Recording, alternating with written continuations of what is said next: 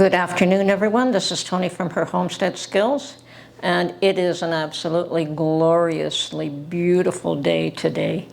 It is warm, a little bit breezy, and the humidity level is tolerable. We do get very high humidity in this region, so yeah. There was a bit of a scare yesterday because we had tornado warnings for a lot of southern Ontario. They didn't materialize here, so we were spared. But the winds were pretty strong for quite a while. You know, you could see the tops of the trees just blowing around. I don't know what the wind speed actually got to, but as I said, it was just tornado warnings, but once again, spared. So because it's going to get really hot next week, apparently we're going to have a heat wave, which is absolutely fine by me, but it just means that I have to get to the garden very early and water. Well, I went to the garden very early this morning, and I do have a couple of patches that are a little bit difficult for me to weed at the moment because I just threw seed down. I threw spinach seed, carrot seed, what else? Rutabaga, and beets. Yes, those four. And I put those all down in seed, and of course the grass is all coming up through there. And it's going to be a little bit difficult. But I did notice today that the beets are starting to come through, and so is the spinach. So I'm going to give it a little bit longer for those to make themselves very noticeable before I start weeding those patches. And unfortunately there's grass, and that's the hard part.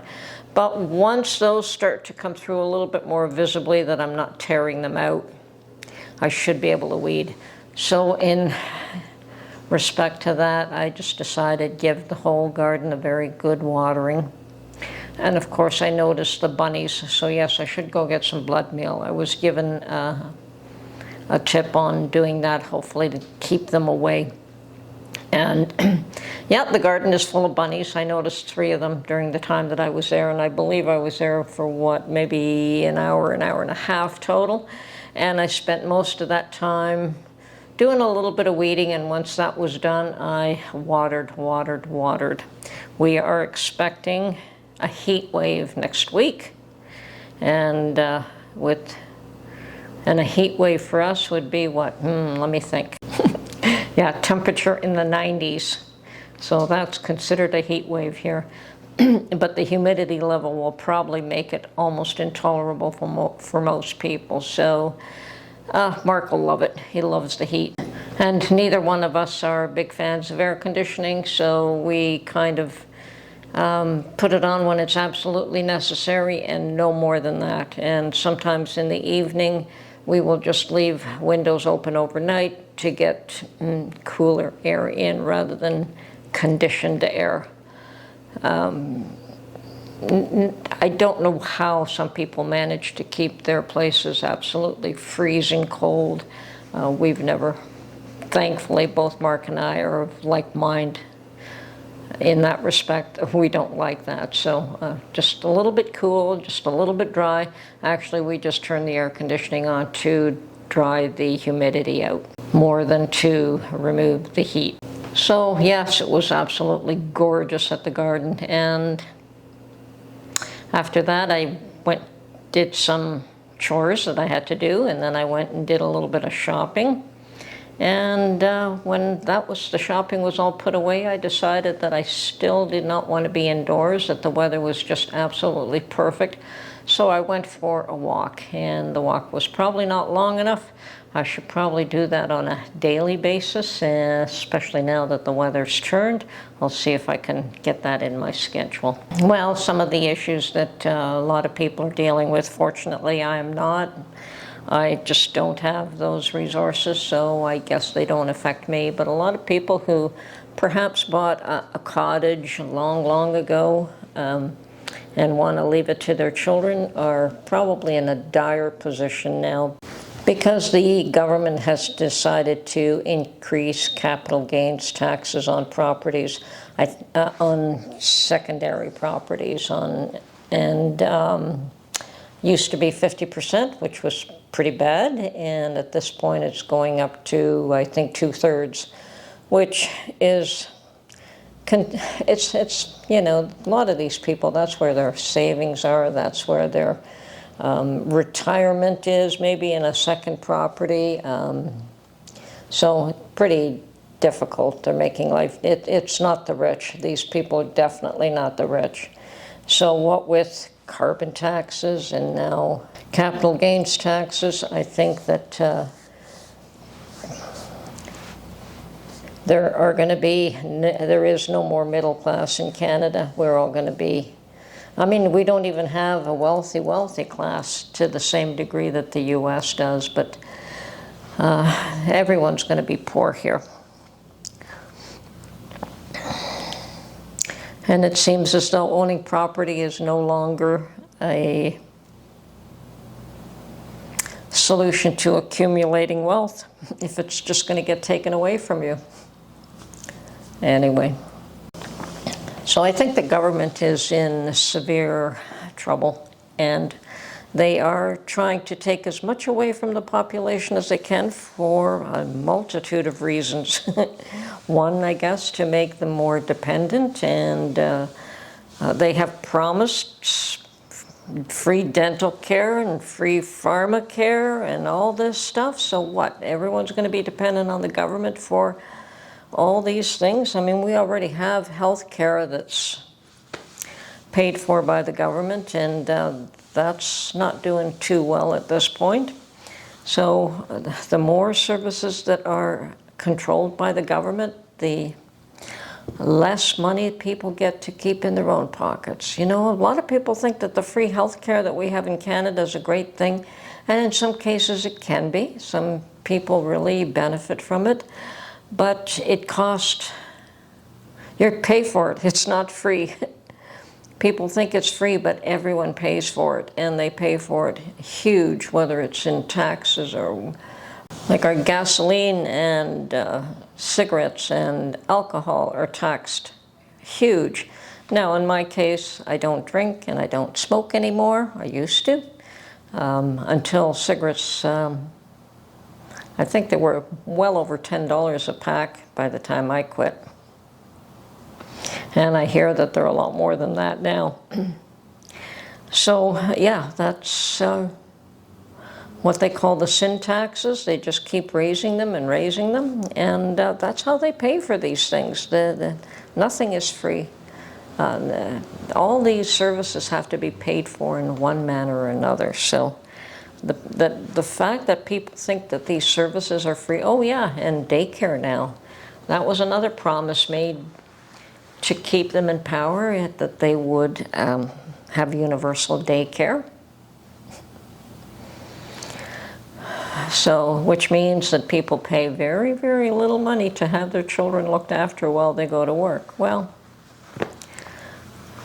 nice, I guess, if you can afford it, but as I said, all these services means that we become more and more dependent on the government, and that's not a good position to be in.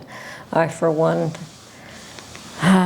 believe that it's probably best to try and change some of these and try to be a little bit more self-sufficient again.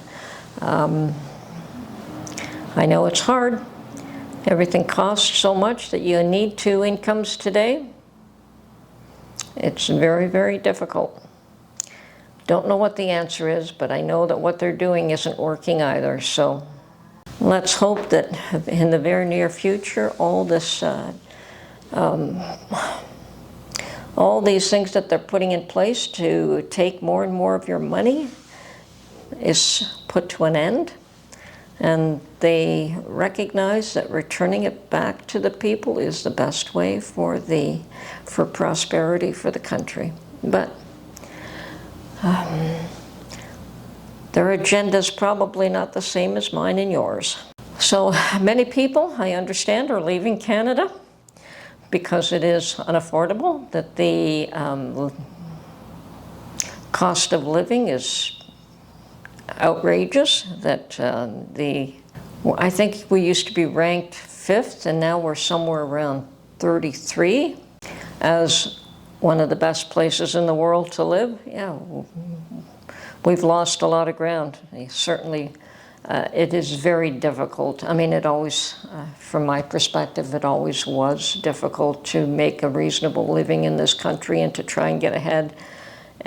But it's gotten a lot worse, and it's gotten to the point where young people, as in the U.S., are struggling to be able to buy a home. It's almost impossible. So people in Canada are leaving, and a lot of them are going just about any place that they can get away to, that they have a better shot at a better life. So more power to them. But we're here now, and we are trying to make the best of everything we can, and I'm still stocking up on food and on means and ways of trying to survive.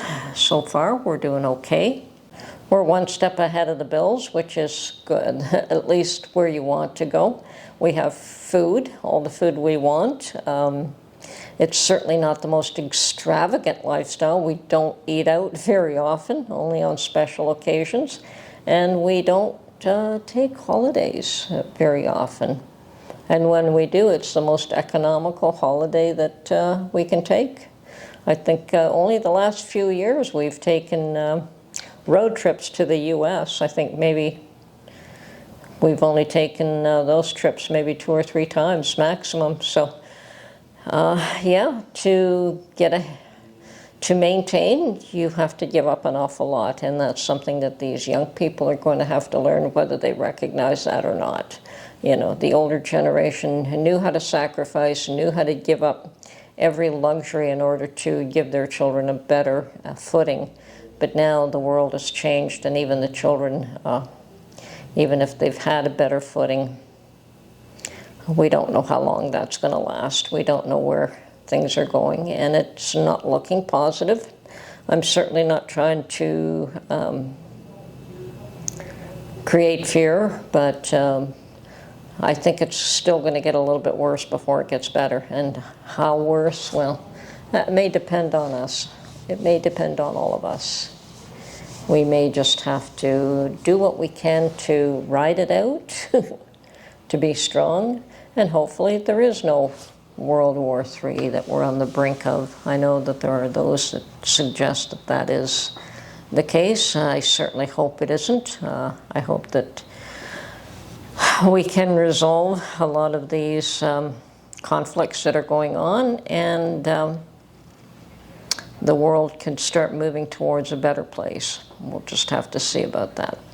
Anyway, hope you're all having a great day. This is a gorgeous day, and I think I still want to go out for another short walk because we don't have days like this very often. Anyway, hope you're enjoying your day, and we'll talk to you again real soon. Bye for now.